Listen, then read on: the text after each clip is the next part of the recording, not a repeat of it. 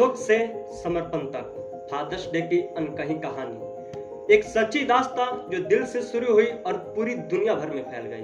कहानी एक लड़की की है, लेकिन उसकी आंखों में सिर्फ अपने पिता की तस्वीर थी।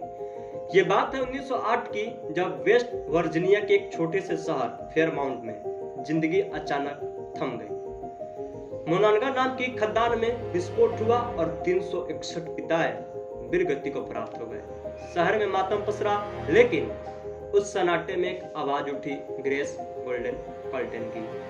ग्रेस ने एक विचार रखा, क्यों न इन पिताओं की याद में एक दिन हो, एक श्रद्धांजलि हो। और यहीं से फादर्स डे की पहली चिंगारी चली। यह कोई त्योहार नहीं था, यह एक समर्पण था उन लोगों के लिए जिन्होंने अपना सब कुछ अपने बच्चों के लिए खो दिया। लेकिन असल मोड़ आया 1910 में।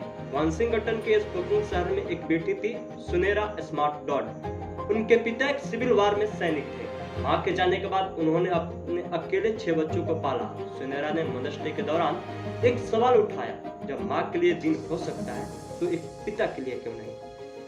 उसकी यह मासूमियत सी ख्वाहिश जल्द ही एक आंदोलन बन गई और 19 जून 1910 को स्पोकन शहर में पहली बार फादर्स डे मनाया गया। चर्च में प्रार्थनाएं हुई, दुकानों पर कार्ड बने, बच्चों ने अपने हाथों से बने उपहार अपने पिता को दिए। एक परंपरा जन्म ले चुकी थी।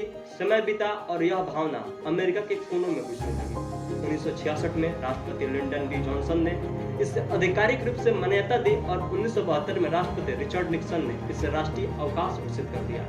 वह दिन आ गया जब पूरे देश ने कहा, पापा आप हमारे हीरो। लेकिन इस दिन की सबसे खूबसूरत बात, यह सिर्फ उन पिताओं के लिए नहीं है जिन्होंने जन्म दिया, यह उन सभी के लिए है, सौतेले पापा, दादा, शिक्षक और वो भी जिन्होंने कभी जीवन में पापा कहलाने का सौभाग्य नहीं पाया, लेकिन एक पिता का फर्ज निभाया। आज फादर्स डे 100 से भी ज्यादा देशों में मनाया जाता है, लेकिन इसकी आत्मा अभी भी वही है।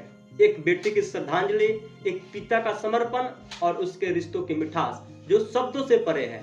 यह दिन उन पुरुषों के लिए धन्यवाद देने का है जिन्होंने हमें केवल पाला ही नहीं बल्कि जीवन का अर्थ भी सिखाया।